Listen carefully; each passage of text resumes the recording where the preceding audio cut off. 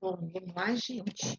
Continuar. Então, a gente viu aí diferentes formas de tratamento de superfícies e todas elas nós vimos que nós temos aí um grande uso de água, uma grande quantidade de materiais que podem ser prejudiciais para o meio ambiente.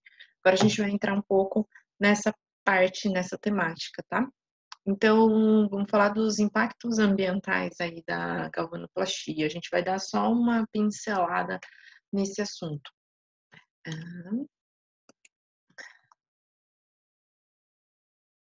Na galvanoplastia, nós temos aí, né, metais e reativos químicos, que são a base dos processos de tratamento de superfícies. A utilização desses componentes, eles produzem resíduos químicos e efluentes que devem ser tratados, tá? Então, eles irão, se eles não forem tratados, irão afetar de forma drástica o meio ambiente, e também podem causar sérios problemas aí de saúde para a população. Alguns efeitos podem ser observados rapidamente, outros podem levar alguns anos até eles se manifestarem. É importante, então, investir, independentemente da concentração ou nível de toxicidade, todo efluente deve ser tratado adequadamente. E a gente sabe que a realidade não é essa. Antes era pior, né? Agora temos um controle um pouco maior, entre aspas, aí, para se jogar esse tipo de efluente no meio ambiente. E mesmo assim, a gente sabe que não é todo lugar que trata, ou quando trata, não é da forma como realmente deveria ser. Então, essa é uma temática muito problemática, tá bom? Quais podem ser as fontes aí de poluentes, tá? Nós temos efluentes líquidos, podemos ter emissões gasosas e resíduos sólidos, tá? Os efluentes líquidos, eles são geralmente provenientes aí do descarte de banhos químicos e das águas de lavagem.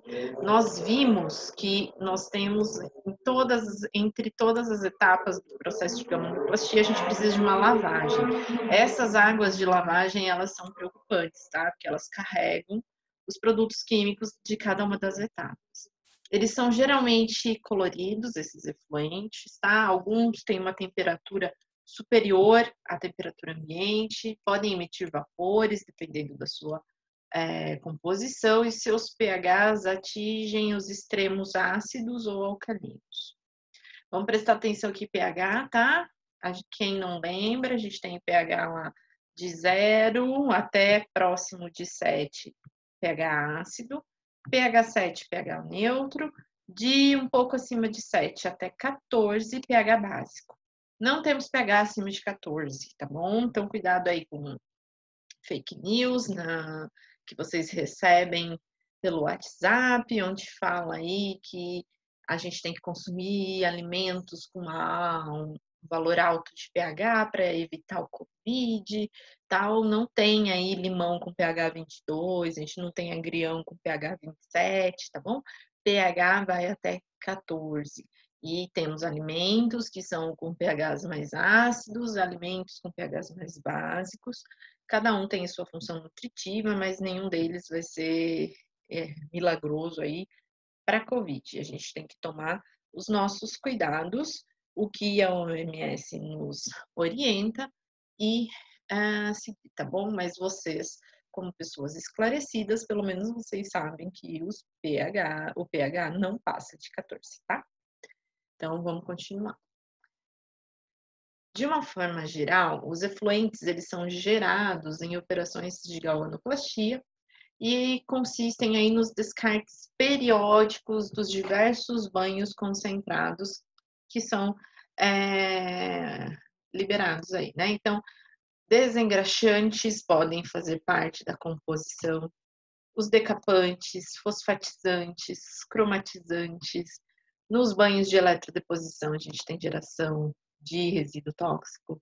Águas menos contaminadas, mas provenientes das etapas de lavagem, dos banhos mais concentrados também, são problemáticos, tá?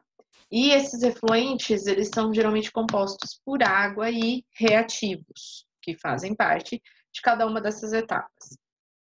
Então, aqui a gente tem uma tabelinha ilustrando aqui os principais poluentes dentro da galvanoplastia aí, tá?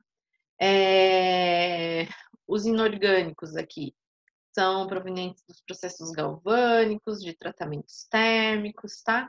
Então, crômicos, resíduos cianídricos, óleo solúvel e não solúvel, alguns outros da classe dos inorgânicos, tá? Então, a gente tem aí desde passivadores, cromatizantes, desengraxantes, metais como estanho, chumbo. Então, a gente tem bastante carga química dentro desses efluentes. Tá? Podemos, então, segregar esses efluentes da tipologia galvânica em algumas classes, tá? Efluentes crômicos, que são derivados aí do banho de cromo, tá? Efluentes cianídricos, provenientes dos banhos de cobre, zinco, cádmio, ou algumas soluções desengraxantes contêm esse tipo de composição. Os efluentes ácidos, efluentes alcalinos. Então, a gente tem que separar, porque o tratamento é de forma diferente. Aquele que tem pH ácido, tem que deixá-lo mais próximo do neutro. Aquele que tem um pH básico também, depende da composição e o tipo de tratamento. Os resíduos líquidos, eles podem ser agrupados basicamente em 2 grupos, os mais concentrados e os diluídos. Os concentrados, eles são descartados periodicamente, tá? Porque eles requerem aí um tratamento maior.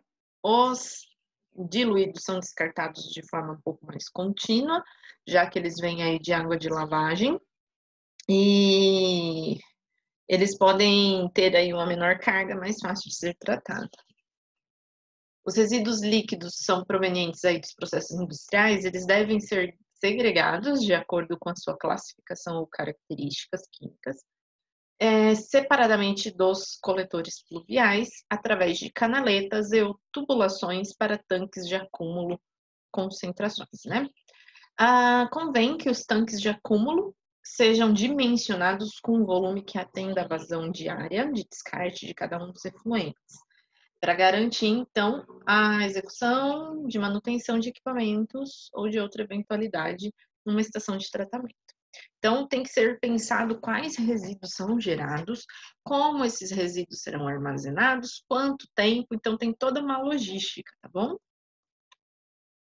Os pisos dos locais onde são gerados os resíduos líquidos, eles têm que também seguir certas normas, como, por exemplo, eles têm que ser impermeáveis para não acontecer infiltração desse material no solo.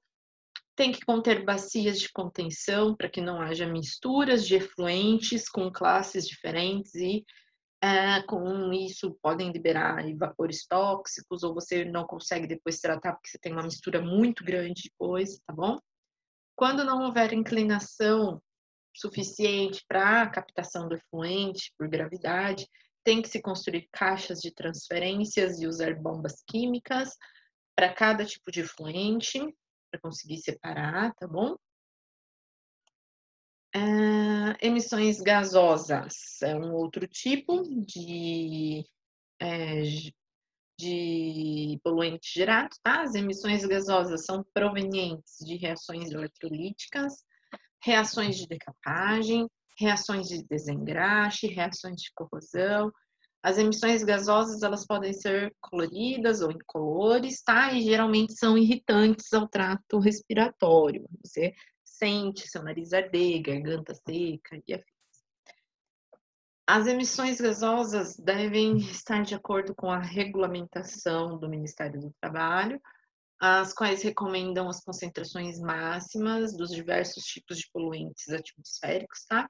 De uma forma geral, elas são controladas através da utilização aí de exaustores e lavadores de gases.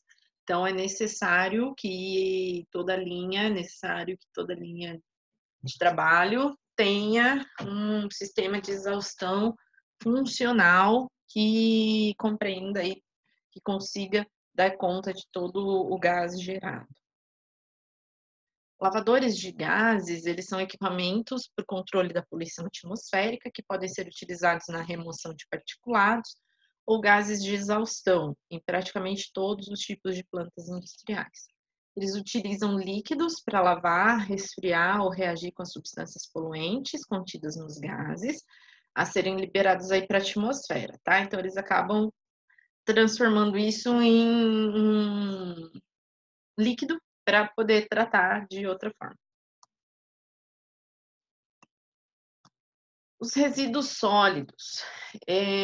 De acordo com a Associação Brasileira de Normas e Técnicas, a ABNT, a gente tem esse seguinte conceito, tá? De resíduos sólidos industriais. São todos os resíduos no estado sólido ou semissólido, resultante das atividades industriais, ficando incluídos nesta definição os lodos provenientes do sistema de tratamento de água, aqueles gerados em equipamentos e instalações de controle de poluição. Então, tudo que for sólido, desde embalagens das substâncias ou resquícios sólidos, e o lodo produzido também é considerado aí como resíduo sólido.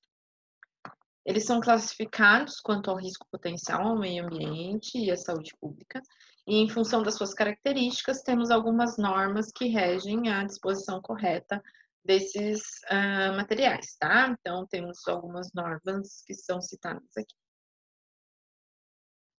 Os resíduos sólidos, eles são provenientes de sucata de metais ferrosos e não ferrosos, precipitação dos banhos, lodo do processo de tratamento de efluentes, por exemplo, resíduos de pré-tratamento mecânico são considerados resíduos sólidos, embalagem dos produtos químicos, filtros de banho e sacos de anodos. E eles podem ser caracterizados, vamos lá, podem conseguir ter uma caracterização para a gente conseguir separar, tá? Então, os lodos sólidos, eles geralmente são coloridos, tá? Com cores azuladas, esverdeadas, laranja, branco, marrom. O pH geralmente atinge valores extremos, vão para extremamente ácido ou extremamente básico, quando eles não são tratados. Alguns pós finos dos pré-tratamentos mecânicos podem estar contaminados aí com metais, como óxido de alumínio, cerâmicas, microesferas de vidro, então tem que ter todo um cuidado. E embalagens plásticas normalmente são retornáveis ao fornecedor dos produtos, mas quando não, também tem que ter uma disposição correta desse material. Então, aqui nós temos uma classificação básica, tá? Tem algumas normas que regem a disposição desses resíduos. Metais, temos aí cádmio, chumbo, cromo, prata. Nós temos aí uma caracterização e identificação desse resíduo, tá? Então, você consegue olhar para ele e visualizar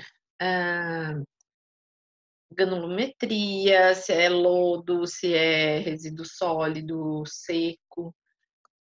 A avaliação do resíduo em sua função de viabilidade financeira e tecnológica.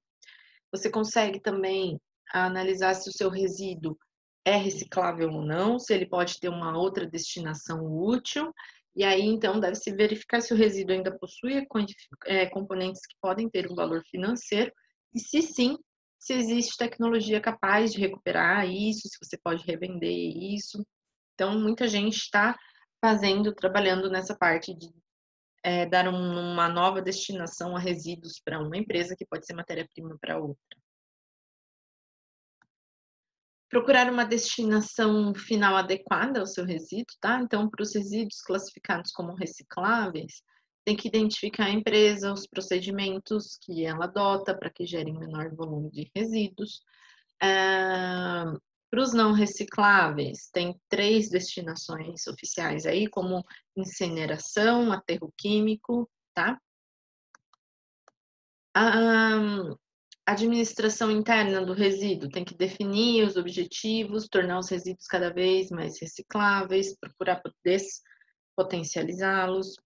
A ideia também é obter documentações, solicitar então aí para a empresa que administra seus resíduos, que elabore um projeto de destinação final para cada tipo de resíduo, solicitar, então, aos órgãos de fiscalização a aprovação desse projeto para destinação, para manter em dia o licenciamento ambiental das empresas, tá? Cabe também à empresa e à administração da destinação final, para manter os conceitos da destinação conforme os documentos, efetuar as auditorias ambientais, constatar que os procedimentos que estão utilizados são os corretos e manter atualizados os licenciamentos ambientais. Alguns resíduos industriais aí não podem ser destinados por determinados procedimentos em virtude de algumas características, tá? Então, você tem que saber o que pode ir para um aterro químico, por exemplo. O resíduo não pode conter matéria orgânica, a matéria orgânica poderá, em função do tempo, se decompor e gerar gases, isso é perigoso, tá? O resíduo tem que ser sólido ou de estrutura consistente, não pode ser líquido para você mandar para um aterro. Quando você vai pensar em fazer incineração, o resíduo tem que ter, não deve possuir cloro, por exemplo, em sua composição, para não liberar gases tóxicos. Se você está pensando aí num outro tipo que é a land farming, que é um processo de degradação por micro-organismos no terreno, você tem que pensar que o seu resíduo tem que ser isento de metais ou materiais orgânicos tóxicos, senão você mata esses micro-organismos que são os decompositores. Aqui nós temos algumas sugestões de destinação final de determinados resíduos. A incineração em fornos de cimento servem para resíduos de tintas, óleos usados, resíduos de varrição, de fábrica. Aterro químico, você pode descartar resíduos sólidos que contêm metais. Numa landing farming, você pode descartar resíduos com baixo teor poder calorífico e compostos essencialmente de matéria orgânica, tá? Mas não tóxicos. E um que é muito pensado agora, entra nessa parte ambiental, é a substituição de matéria-prima para galvanoplastia, tá? Então, a ideia é sempre buscar materiais menos agressivos para o ambiente, e isso se iniciou nos Estados Unidos, tá? Com o pessoal, quando eles começaram a ter regulamentos mais rígidos no controle de poluição, decidiram, então, buscar alternativas menos poluentes. Então, a substituição de materiais tóxicos e poluentes, como cianeto, cromo, que são usados aí nos banhos, vai ser bom, além de ser benéfico para o meio ambiente, também é bom para o trabalhador e vai diminuir custos aí nos tratamentos. Os banhos que utilizam produtos químicos tóxicos e requerem um tratamento de alto custo são os focos principais dessas estratégias de substituição de matéria-prima. E, por exemplo, ácido nítrico, quando se usa para limpeza de latão, pode ser substituído aí por água oxigenada, que é o peróxido de hidrogênio. O tratamento de efluentes aí vai ser muito mais simples com água oxigenada do que com ácido sulfúrico. O cianeto, que está presente nos desengraxantes, temos aí então alguns desengraxantes que foram feitos com base mais alcalina, não tem cianeto, são utilizados aí para outras limpezas, então eles possuem aí um tratamento de efluente mais tranquilo.